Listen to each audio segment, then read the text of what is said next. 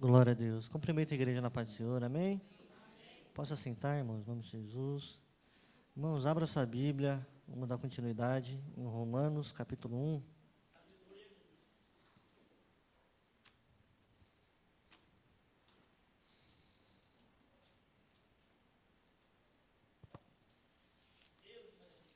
Romanos, capítulo 1.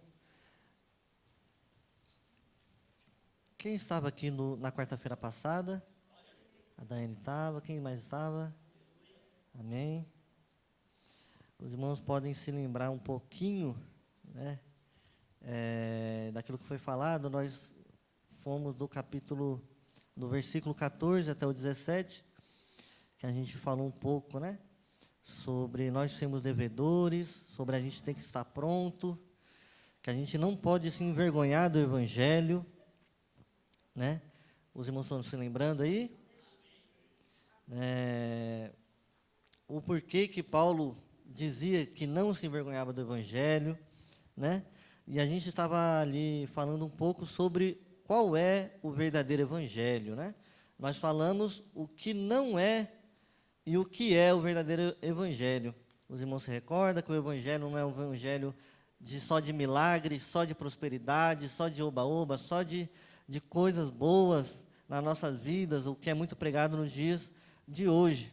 Nós também pregamos o que é o Evangelho, né? Que o Evangelho é poder de Deus para a salvação das pessoas. Isso é o verdadeiro Evangelho.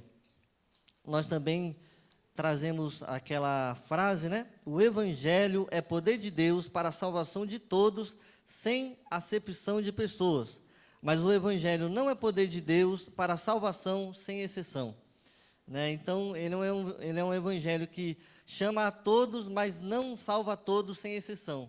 É um Evangelho exclusivo para as pessoas que creem. Quem está lembrado? Aquele que crê, ele dará a vida eterna. Então, o agnóstico, o ateu, a cartomante, aquele que não crê verdadeiramente em Deus, e nós entendemos que crer não é somente acreditar que Ele existe, acreditar que Jesus existiu, mas também entregar a sua vida inteira, completamente nas mãos do Senhor.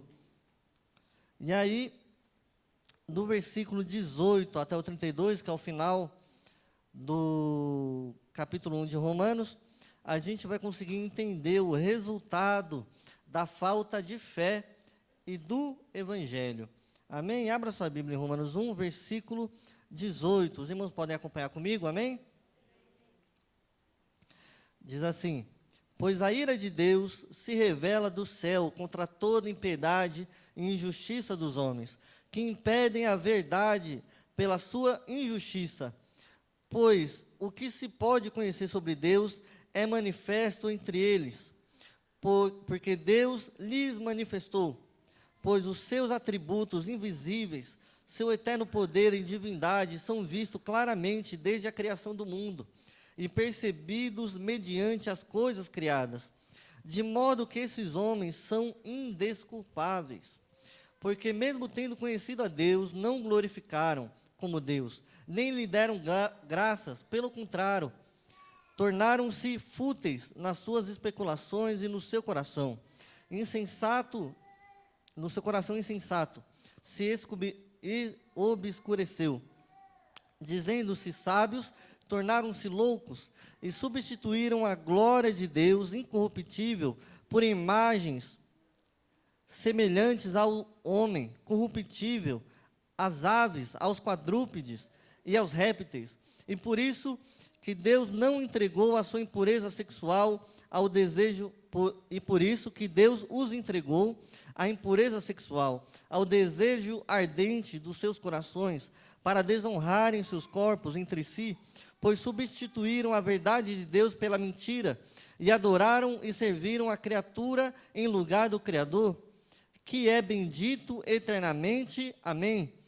Por isso Deus os entregou às paixões desonrosas, porque até suas mulheres substituíram as relações sexuais naturais pelo que é contrário à natureza. Os homens, da mesma maneira, abandonando as relações naturais com a mulher, arderam em desejo sensual um pelos outros, homem com homem, cometendo indecência e recebendo em si mesmo a devida recompensa do seu erro. Assim mesmo, assim por haver rejeitado o conhecimento de Deus, foram entregues pelo próprio Deus a uma mentalidade condenável, para fazerem coisas que não convêm, cheios de toda forma de injustiça, malícia, cobiça, maldade, inveja, homicídio, discórdia, engano, depravação, sendo intrometidos, caluniadores, inimigos de Deus, insolentes, orgulhosos, arrogantes, inventores de males, desobedientes aos pais, insensatos, indignos de confiança, sem afeto natural, sem misericórdia, os quais, conhecendo o bom decreto de Deus, que declara digno de morte os que praticam essas coisas, não somente as fazem, mas também aprovam os que praticam. Amém? Irmãos, essa palavra vai exemplificar o que traz a falta do evangelho e a falta de fé. Desliga para mim, por favor, mãe. Ventilador. Vai nos exemplificar. Aqui fala que o homem, conhecendo o bom trabalho de Deus, ele nega, o versículo 32 vai dizer, conhecendo o bom decreto de Deus que declara digno de morte os que praticam essas coisas, não somente as fazem, mas também aprovam as que praticam. Isso Paulo está falando dos gentios, aqueles que não creem. Quem é os gentios? Aqueles que não creem, aqueles que estão no mundo, aqueles que até sabem aquilo que é bom e aquilo que é mal, conhecem aquilo que vem de Deus, mas praticam, sabem qual é ali o seu final e continuam praticando. Mas aqui a gente vai entender o quão atolado no pecado nós estamos. Para a gente finalizar esse capítulo 1, nós temos que entender que todos nós pecamos, estamos totalmente incorruptíveis, falamos, pensamos, nós estamos totalmente depravados. E aí, você veja bem, nos 10 mandamentos, a gente vai entender uma coisa. Os primeiros 10 mandamentos, lá em Êxodo, se não me engano, Êxodo 20, vai começar, não matarás, não furtarás, não roubarás, nananana, e você vai, mas quando chegar no 10º, vai dizer assim, não cobiceis. Os outros mandamentos, a gente vai entender que são coisas que é possível nós olharmos. É possível, irmãzinha, a gente ver e falar, essa pessoa está cometendo um delito perante os 10 mandamentos, perante a lei de Deus. A gente consegue ver, não matarás. Alguém mata, a gente vê, matou, pecou. Mas o não cobiçarás não tem atitude física que possa demonstrar o nosso delito. Como é que você pode olhar para mim e saber se eu estou cobiçando ou não? Não tem atitude que demonstre a minha cobiça. Os irmãos estão conseguindo entender? Então a gente já consegue ver que o pecado, ele também se baseia naquilo que nós pensamos, naquilo que nós sentimos. Igual o nosso Senhor Jesus Cristo nos ensinou, que é o quê? Você adulterar não é somente você ir lá e se deitar com uma mulher, mas também é você pensar, você imaginar, só de você pensar em deitar com aquela mulher, você já adulterou. Então, no âmbito do pensamento. Então, eu quero trazer para você uma continha básica, né? As pessoas que mexem com bastante dinheiro aí, vai saber me ajudar nessa conta. Mas os cientistas, os homens, né, que estudam o cérebro humano, eles vão dizer, irmã Joelma, que a gente tem 10.000 pensamentos por dia. Pensamentos que a gente pensa, igual eu estou pensando agora para falar, igual o pastor Raildo pensou na hora do culto, igual você está pensando agora no que eu estou te falando, a gente tem 10.000 pensamentos. E talvez algumas irmãs vão falar, isso para mim, eu tenho dias que eu penso até mais. Chega nos 100.000 aí, pensamentos, a cabeça não para. O cérebro parece que vai fritar, né, Mateus? Mas por base, 10.000 pensamentos. E se a gente peca pelo pensamento, vamos supor que a gente seja uma pessoa muito boa, muitíssimo boa, quase que um ser reluzente de luz, sem pecado e sem mácula, pastor Hildo. E a gente peque 3 vezes ao dia, por pensamento. Que de 10.000 pensamentos, você está querendo dizer, irmão Abraão, que 9.997 pensamentos são bons e somente 3 são pecaminosos, são ruins. O que já é muito difícil, meu irmão. É muito difícil a gente ter esse resultado na nossa vida cristã. Isso anulando os pecados que nós fazemos com a mão, com a boca, com os olhos, com os ouvidos. Anulando isso. Aquilo que nós transgredimos o nosso irmão, isso nós anulamos. Vamos pensar só no âmbito do pensamento. 3 pensamentos. 3 pensamentos por dia, no mês, que tem 30 dias, dá 90 delitos, 90 pecados, 90 pensamentos pecaminosos. Num ano de 12 meses, Daiane, vezes 90, vamos arredondar para 1.000. 1.000 pensamentos por ano, pecaminosos. Isso só o pensamento de uma pessoa muito boa, que eu realmente não sou. E veja bem, aquele que diz que não peca, meu irmão, você já tem que ir duvidando da sua, como é que eu posso dizer? Do seu caráter. Né? A pessoa que fala, eu não peco, eu já duvido do seu caráter. Eu já duvido né? Eu já tenho que ficar com um olhar meio assim para você, duvidando e questionando o seu caráter. Porque aquele que fala que não peca, meu irmão, é aquele que mais peca. Né? Amém?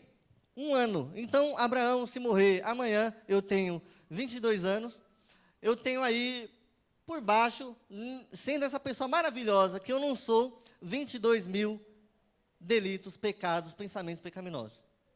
Agora você imagina, irmão Abraão chegando no céu, ou chegue hoje no melhor juiz, irmão Joelma, no juiz mais caridoso, mais bondoso, com 22.000 delitos. Chegue nele, e agora você vai me julgar perante esses 22.000 delitos que eu passei na minha vida fazendo mal. Por baixo, viu, irmão? Que juiz da terra que vai ter uma outra posição a não ser nos julgar penosamente, nos condenar? Nenhum outro. Então, o nosso próprio Deus, nós chegamos a Ele com esses. Quem aí, talvez, meu pai tem quantos anos? 70, né? Vamos arredondar para 70? Imagina, 70.000 pecados, Daiane. Se chegar no céu com 70.000 pecados. E o Deus justíssimo vai te julgar. E vai pesar. Vai pôr você na balança. E aí, as suas obras não adiantam de nada. As suas boas ações não adiantam de nada. Nada que você faça aqui na terra pode remover esses pecados. Nada. Nada. Nada que eu possa pregar no ônibus, eu posso vir aqui todos os cultos, eu posso ir na igreja todos os cultos, eu posso dar meu dízimo todo mês, eu posso dar o dízimo do dízimo, eu posso dar oferta a todos os cultos. Nada disso vai remover esses meus 22.000 pecados. E aí você pode falar, mas irmão Abraão, então nós estamos fritos. Né? Né, irmão Marinaldo? Então, nós tá mal das pernas, Daiane. Complicou. E é verdade. Você quer que eu diga o que para você? Nós já estamos condenados. Nós já estamos condenados com esse mundo. Nada, veja bem, nada do que nós possamos fazer, das nossas boas ações, das nossas caridades e tudo mais, vai nos livrar do julgamento, daquele que vai para o céu ou daquele que vai para o inferno. Nada, nada, nada, nós estamos fritos. E veja bem, no céu só entra santo. Só entra santo. E para você não ir para o céu, basta somente um pecado, pastor Raildo. Só um. Eu tenho 22.000 por baixo. Basta somente um.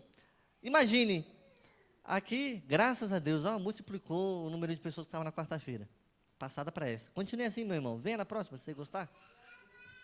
Vamos supor, irmão Jama, que a gente vai fazer aqui uma omelete para todo mundo comer no final do culto. Aqui tem o quê? Umas 20 pessoas aqui, né?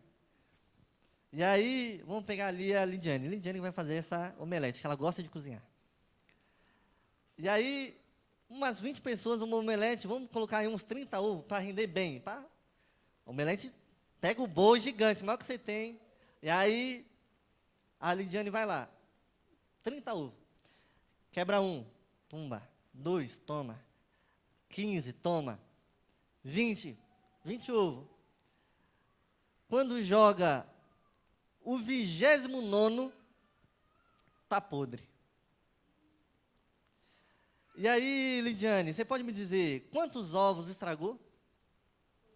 Todos. Ou você no seu restaurante, você vai lá com uma colher, pelo amor de Deus.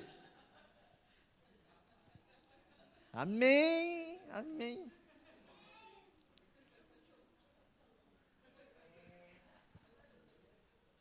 Mas eu estava lá, todos os ovos estavam, olha, tem aquele ovo, rapaz, eu vi um ovo que saiu uma gema laranja, eu falei, nossa, bonito, toma. Chegou no 29º, no penúltimo, estava podre. Estragou todos os outros.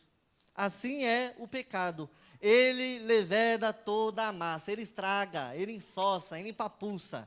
Ele azeda todo o trabalho que você está fazendo, o pecado ele destrói. Ele destrói. E aí você pode falar, então é isso, né, irmão Abrão? Vamos fechar aqui a Bíblia, vamos encerrar aqui, porque nós estamos condenados. Mas veja bem, há um único jeito,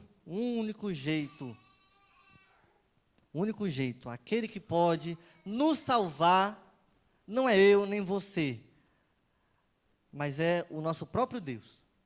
Nós temos que chegar, meu irmão, no grande dia, a qual vai ser separado o joio do trigo, e o nosso Deus não terá que ser o juiz da nossa condenação, mas Ele tem que ser o nosso Pai. Nós temos que chegar lá no céu não, né? Mas nós temos que chegar no julgamento como Ele se fosse o nosso Pai, não o nosso juiz que irá condenar a gente, mas o nosso Pai. Nós temos que aceitar Ele como nosso único e suficiente Salvador, o Seu Filho que morreu na cruz por remissão dos nossos pecados. Nós temos que aceitar esse Cristo, viver e acreditar somente nele, que Ele é a nossa única porta de escape. Não tem boas obras, não tem fala mansa, não tem bom testemunho, não tem aparência, não tem obras que me faça não ir para o inferno. Mas somente tem uma porta, a qual eu posso aceitar ela na minha vida, entrar por ela, viver por ela, morrer por ela, para que naquele grande dia eu seja participante. Então, nós estamos condenados, mas aquele que crê no Filho de Deus, esse terá lá a sua coroa.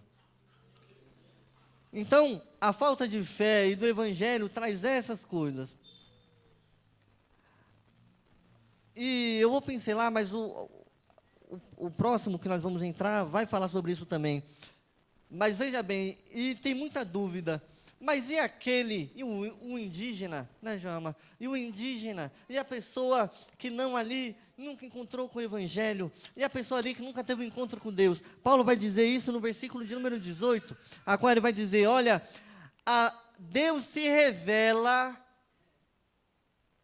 todos os dias pelas coisas que foram criadas, pelos pássaros do céu, pelas nuvens que caminham e rodeiam a nossa cabeça, pelo sol que nasce todo dia no mesmo horário e que se põe todo dia no mesmo horário, pelas estrelas, aquele que vê tudo isso e não bate a consciência nele, Joelma, que não existe um Deus.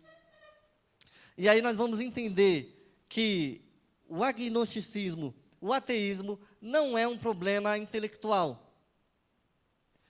A igreja não trata o ateísmo e o agnosticismo, a não crença, a falta de crer, como um problema intelectual, mas sim um problema moral. É um problema moral. É moralmente fora da palavra de Deus. Então, a falta do evangelho e a falta de fé traz isso. Do versículo 18 ao 32, é basicamente Paulo falando que a partir do momento que nega-se a Deus, a existência divina, o ser humano está totalmente caminhando sem parar para o pecado. E é pecado sobre pecado, e é mulher contra mulher, e é homem contra homem, inflamando a sua carne, procurando as coisas que lhes são boas, a sua própria carne. E no final ele vai dizer que estes gentios, a qual sabem o preço dos seus erros, continuam fazendo e apoiam. E é aí que a gente entra em Romanos capítulo 2.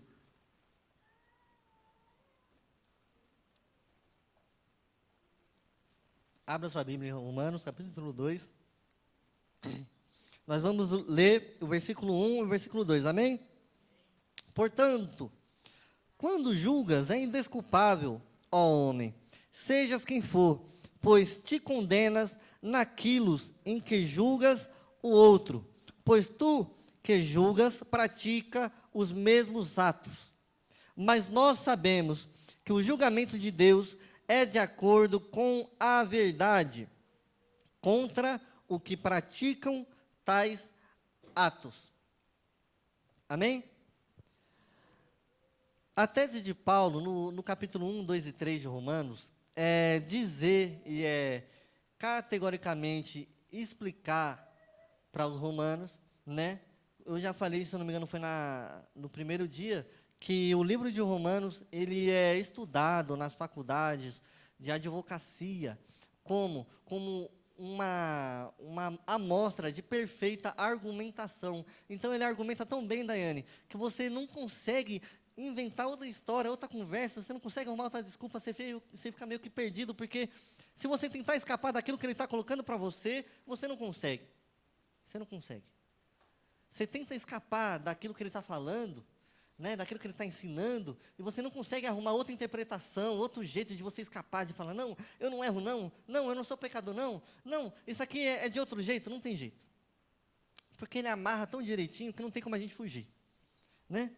E aí, ele nesses 3 capítulos, ele vai mostrar que tanto os gentios, que são aqueles que não creem, os gentios que são aqueles que não creem, tanto os judeus, que são aqueles que têm ali a palavra de Deus, tanto os dois são culpados diante de Deus e da revelação que receberam, né?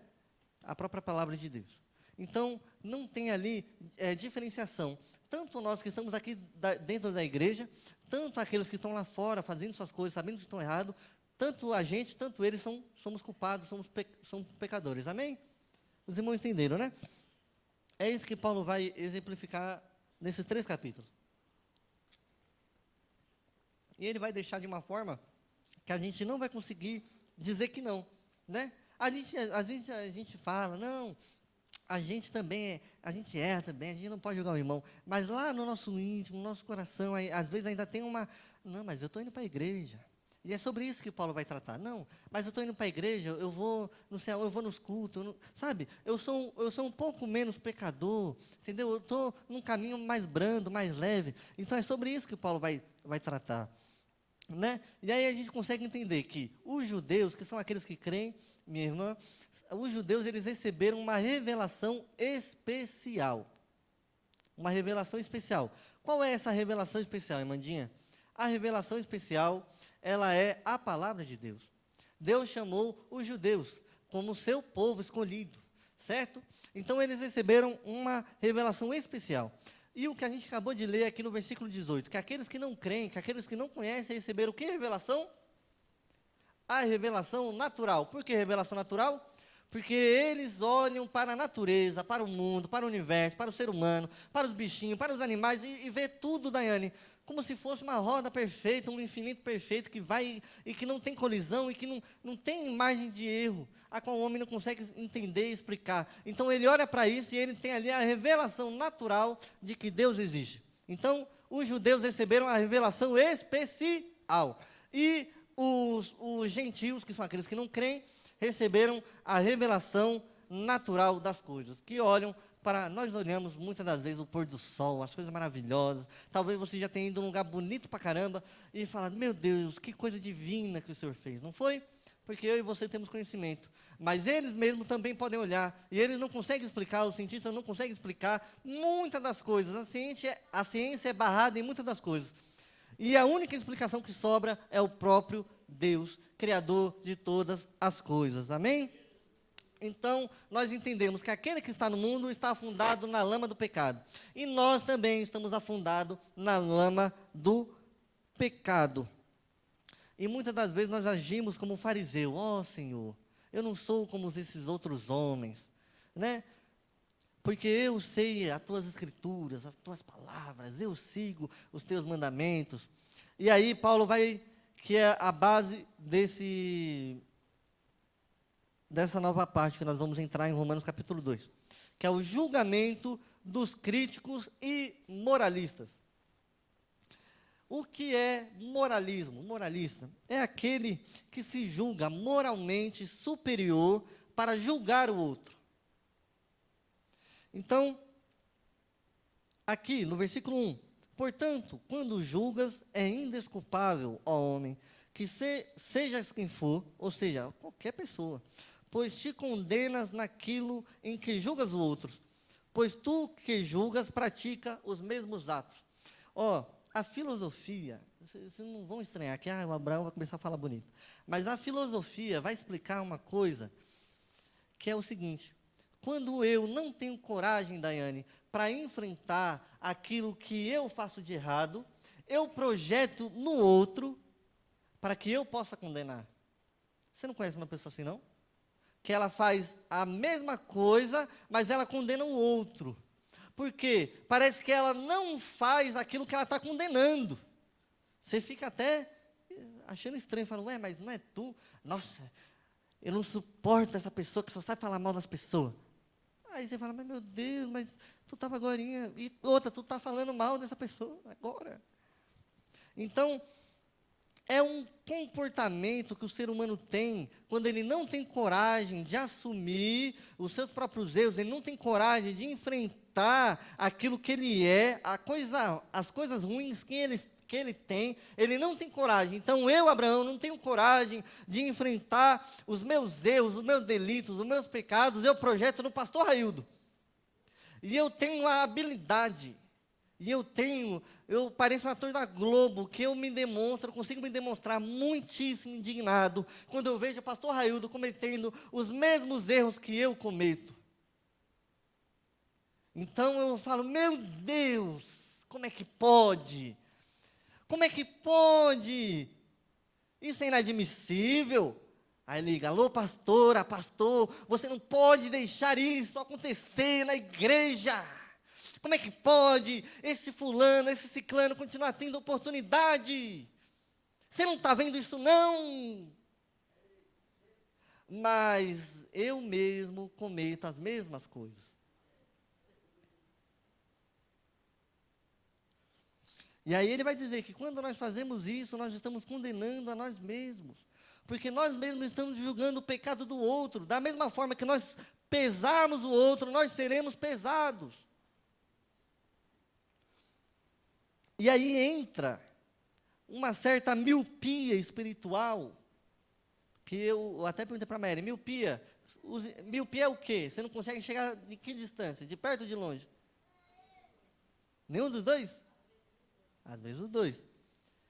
Mas de perto é de uma maneira a qual eu tenho miopia, né? Se eu tirar o óculos aqui, eu enxergo só borrão, né? Aí tem gente que fala assim, quanto dedo tem aqui? Eu falo, irmão, com esse dedinho grossinho que você tem, como é que eu não vou enxergar? Com óculos, sem óculos, eu enxergo seu dedinho, né? Não sou cego, né? Mas começa uma certa miopia espiritual, Daiane, que eu não consigo, né, enxergar em mim, eu consigo enxergar nos outros, né? É tapado. E essa miopia espiritual tem atingido muitos dentro da igreja, líderes religiosos, tem muito disso, que não conseguem enxergar seus próprios defeitos, mas enxergam muito bem os defeitos de todos os departamentos da igreja, de todas as irmãs, de todos os irmãos. E a gente consegue entender que o autoconhecimento, que foi uma coisa semelhante que a Jalma falou, o autoconhecimento, meu irmão, da gente, leva a gente à humildade. Faz a gente ser humilde, não soberbo. Porque se a gente tem esse conhecimento em maneira que a gente é pecador, que a gente peca no mínimo 3 vezes por dia, e a gente tem esse autoconhecimento, o quanto a gente tem os nossos malefícios, a gente se torna humilde para conversar com o nosso irmão, para ali ter uma boa convivência com o nosso irmão. Quando o nosso irmão peca, a gente consegue tratar ele de uma maneira melhor, porque a gente se autoconhece e reconhece que a gente também é cheio de erros e falhas e delitos. Então, o autoconhecimento nunca deve trazer soberba, mas sim humildade. Porque quando a gente julga bom, moral, e esse pensamento só nos tende a levar ao nosso engrandecimento. Quando a gente nos julga, eu sou bom, eu sou moralmente melhor, isso só nos leva ao engrandecimento e nos leva à perdição.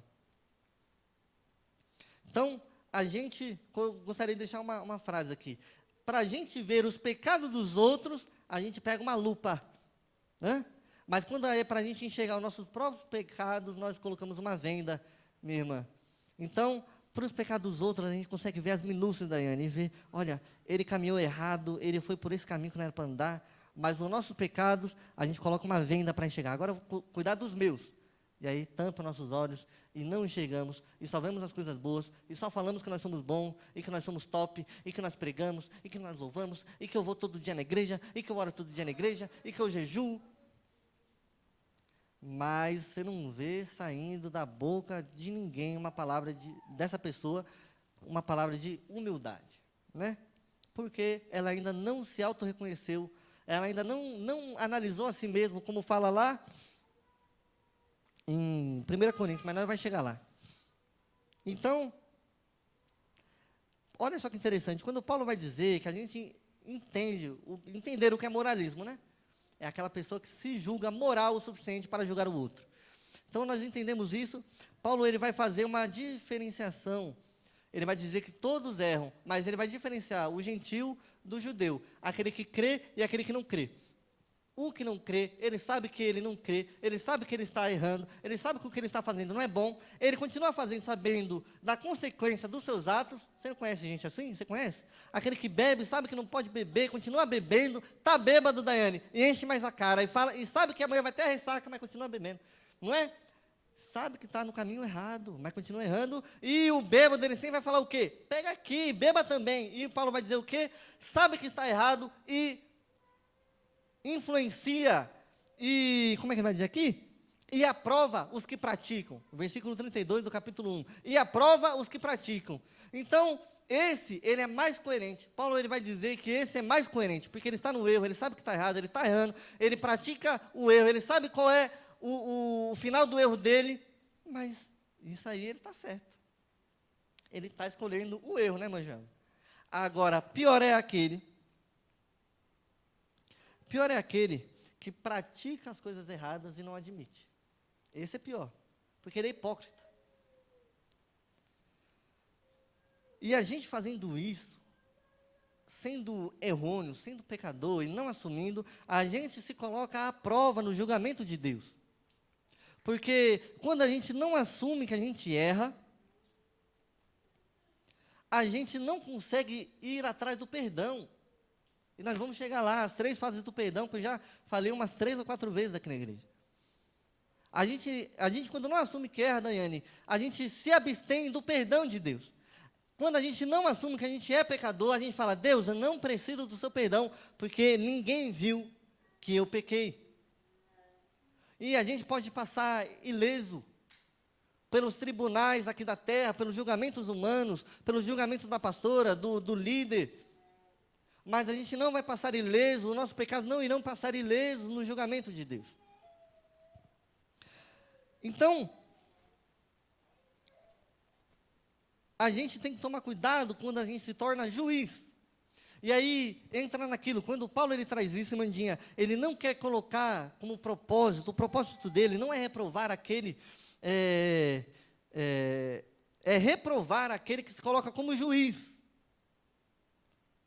O propósito dele com os gentios e os judeus é reprovar essa atitude de se colocar como juiz. Não reprovar a atitude de ter discernimento daquilo que é certo e daquilo que é errado. Olha, isso é erro, isso é acerto.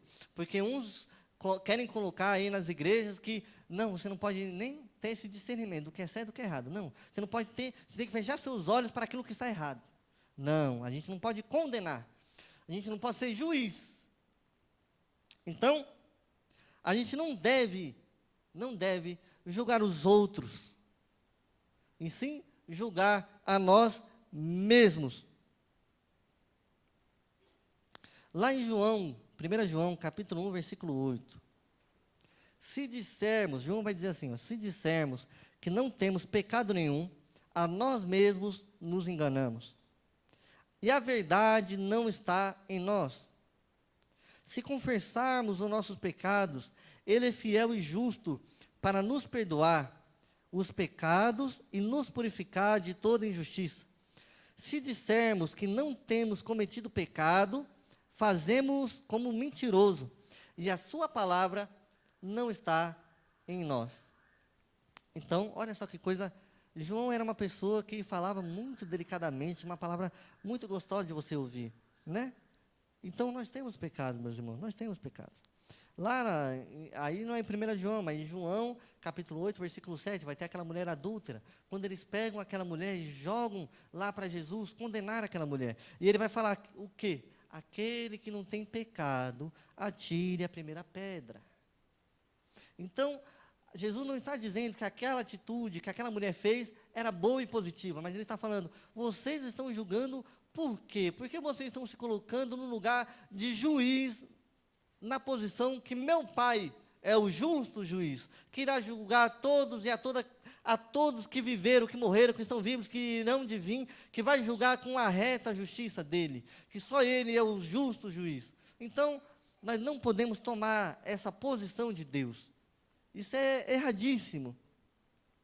E aí, para contextualizar melhor, aquilo que nós lemos em toda a Santa Ceia, que é o que? Lá em 1 Coríntios, capítulo 1, versículo 11, verso 28. Examine-se, pois, o homem a si mesmo, e coma deste pão, e beba deste cálice. Pois o que come e bebe sem discernir o corpo, come e bebe para o juízo, bebe para a sua própria condenação. E por isso há entre vós muito fracos e doentes, e muitos que dormem. Olha só, a falta de se autoexaminar nos leva a adoecer espiritualmente, porque nós, enquanto vivemos com o pecado alojado nos nossos corpos, isso vai nos adoecendo e vai nos enchendo de bicho. Nós temos que nos autoexaminar para nós podermos chegarmos ao Pai, igual o João fala, nós chegamos a Ele e Ele nos purificar. Então, sem essa autoexaminação, e olha só, quais benefícios maravilhosos que essa autoexaminação traz para nós. Traz para nós a humildade, traz para nós a purificação que Deus nos traz para nós o arrependimento. Vamos ler o versículo 3 e o 4, irmão. Abra sua Bíblia aí, Romanos 2, 3 e 4, acompanhe comigo. Irmãos,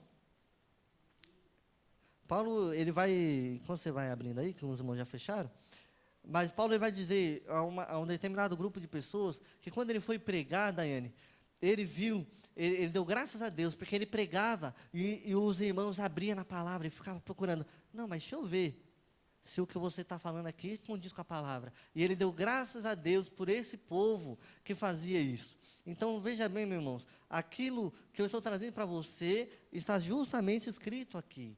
Então, se você sentir mais fome, mais sede da palavra de Deus, não espere a quarta-feira, vá ler a Bíblia, vai ler aquilo que Paulo está falando. Se você não entender, guarde ali suas perguntas, seus questionamentos, espere a quarta-feira, fale comigo, mande um WhatsApp, eu estou ao seu dispor, meu irmão. Se eu não souber, eu vou procurar, eu falo com o pastor Raildo, com o presbítero Sérgio, com o irmão Daniel, e pode ter certeza que sem a sua resposta você não vai ficar. Amém? Versículo 3 e 4. E tu, ó homem, que julgas os que praticam tais coisas, mas fazes o mesmo, pensa que escaparás do julgamento de Deus?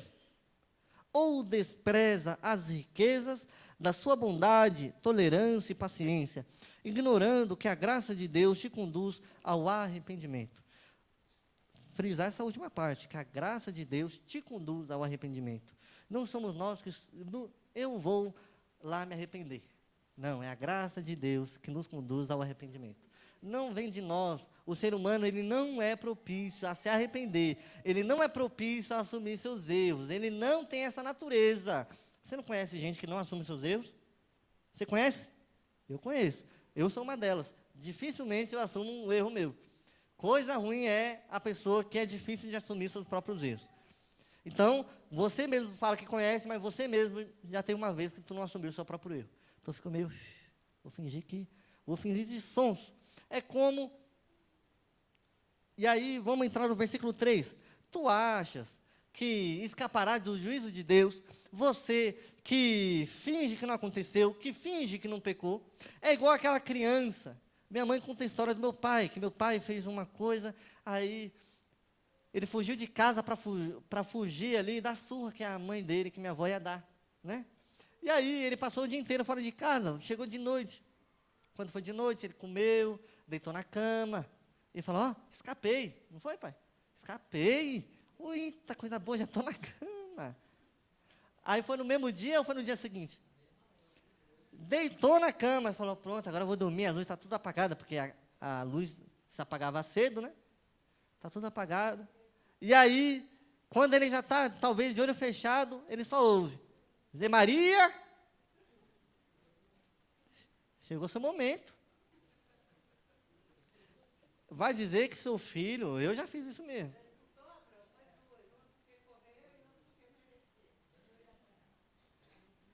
Agora veja bem, seu filho nunca fez isso, eu já fiz isso. Já corri da minha mãe, já me escondi. Uma vez eu me escondi debaixo da cama, achando que alguém ia me procurar, eu não ouvi ninguém falar meu nome por umas 4 horas embaixo da cama. E aí eu comecei a chorar porque eu achei que ninguém me amava. Nós ficamos parecendo uma criança, quando ninguém viu meu pecado, mas o meu pai viu, e agora eu vou fingir para ele, que ele não vai condenar, não vai julgar o meu pecado. Nós somos igual uma criança, tentando fugir da penitência do pai. E o pai querendo e nos chamando, Daiane, vem cá, que eu tenho perdão. Eu tenho correção para ti. Enquanto nós não estamos lá no julgamento, nós ainda somos igual um filho, igual um pai. Que o pai chega lá e fala, você chega no seu filho e fala, eu vou te disciplinar aqui, mas é para sua correção, para o seu bem, não faça mais isso. E é assim que Deus nos trata. Mas se nós chegamos lá com Ele sendo o nosso juiz, e não o nosso pai, aí penosa vai ser nossa condenação, meus irmãos. Amém? Os irmãos estão entendendo? Amém. Irmão, para você ver, com o estudo bíblico, né? Os irmãos estão acostumados do pregador folhear a Bíblia de Gênesis e Apocalipse em 1 hora. Você vê, terceira aula de 1 hora, meu irmão. A gente está no versículo 3 do capítulo 2. E são o quê? São uns 10, são 13 capítulos de Romanos. Você vê que a palavra de Deus, ela é a fonte de água viva jorrando, que a pastora falou. Ela é aquilo que flui, ela é uma fonte de água viva jorrando nos nossos corações. Um versículo nós conseguimos falar aqui, ó, não é porque é o Abraão não, mas se tu tiver ali discernimento, tu consegue falar, eita, coisa boa que esse versículo falou no meu coração, na minha alma, porque a palavra de Deus é vida e vida com abundância. Vamos só terminar aqui a questão do arrependimento, que aí eu já entrego. o nosso arrependimento e o perdão de Deus. Primeiramente, quando a gente reconhece os nossos erros, a gente deve passar por um processo de arrependimento. O arrependimento não é assim, minha irmã. É um processo de arrependimento. Tem arrependimento, tem perdão que demora anos. Fala aí, casais.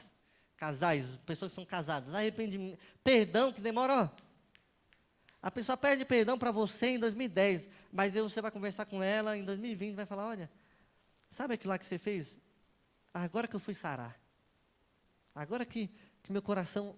Mas tu não separou, tu não brigou mais, mas agora que meu coração sarou. Então foi um processo de arrependimento. Mas o arrependimento, nós lemos aqui, que não vem da nossa vontade, mas sim vem da bondade de Deus. Deus nos concede o arrependimento. Primeiro, a gente tem que ter aquilo que a gente falou. A consciência que eu errei, que eu estou errando. Então, eu errei, eu sou pecador, eu errei, eu sou falho. Segundo, eu tenho que ficar triste porque eu errei. Porque se eu não ficar triste porque eu errei, né? Então eu estou alegre. Eu cometi um erro e eu me beneficiei desse erro. Eu cometi esse erro, mas eu me saboreei no pecado. Então eu não estou triste porque errei. Eu tenho que me entristecer, eu tenho que mostrar entristecimento com o meu erro. Em terceiro, eu mudo a minha conduta. Porque se eu posso ficar triste, porque aí não é arrependimento, é remorso.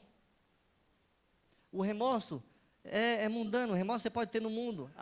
Quando você tem remorso, você tem consciência que você errou, não tem? Estou com remorso. Judas teve remorso. Não teve remorso? Ele falou, matei um homem inocente. Ele ficou triste porque errou, não ficou triste? Ele mesmo devolveu o dinheiro. Mas ele... A terceira coisa, que é uma coisa que está junta, né? Ele não mudou a conduta, para não repetir mais o erro, e ele não produziu fruto de arrependimento, que é aquilo que vai dizer no sermão de João Batista no deserto. Produzir frutos de arrependimento.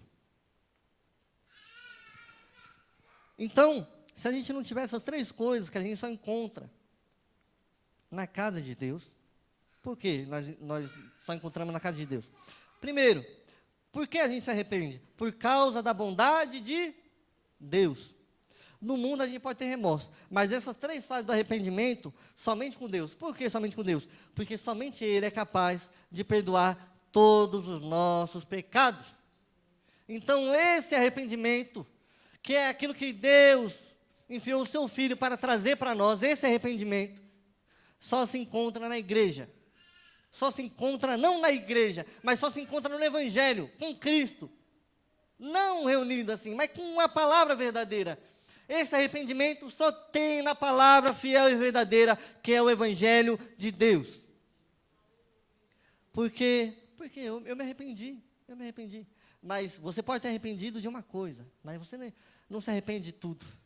Você pode ter perdoado uma coisa, mas você não perdoa tudo. Então, mundanamente, humanamente, o perdão e o arrependimento, ele é limitado. Mas com o nosso Deus, ele é ilimitado. Ele tem perdão ilimitadamente. E nós podemos nos arrepender ilimitadamente. Não tem pecado. O assassino, Paulo era um quê, meu irmão? Um assassino em série. Mas ele encontrou o arrependimento. Ele falou o quê? Errei. Estou triste porque errei. Coisa horrível eu fiz contra meus irmãos. Mudou a conduta, nunca mais matou ninguém. Agora ele salvava, não matava. E ele fez o quê?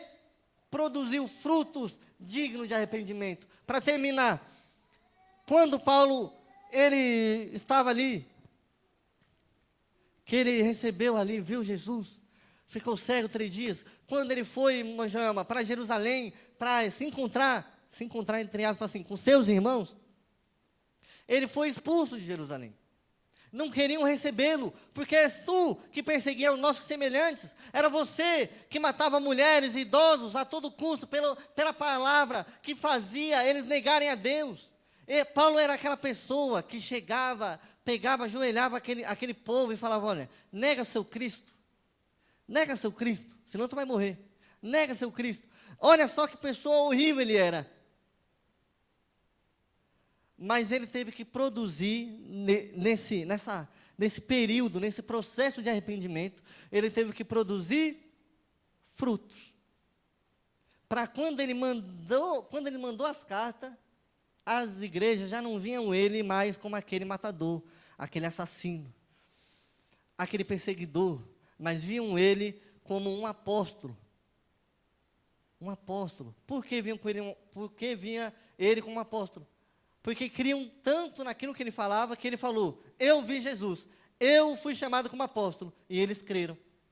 Você vê a tal mudança de atitude e o fruto de arrependimento, o que causa nas pessoas. Então, se você tem medo que a pessoa não se arrependa do seu erro, se você tem medo que Deus não vá te perdoar, que a pessoa não vai te perdoar, produza frutos de arrependimento. Amém? Irmãos, se os irmãos tiverem interesse de ver a aula passada, ela está no YouTube. Uma coisa boa. Então, você pode estar indo aí para o seu trabalho, você pode estar ali lavando sua louça, você pode colocar a vozinha fanha do irmão Abraão lá e escutar a aula passada. E eu espero que os irmãos que não tiveram ainda vindo, né, os jovens, aqui o Gustavo, se os irmãos tiverem a oportunidade, venha na próxima quarta-feira. Nós vamos continuar pela honra e pela glória do Senhor. Amém? Agradeço a oportunidade.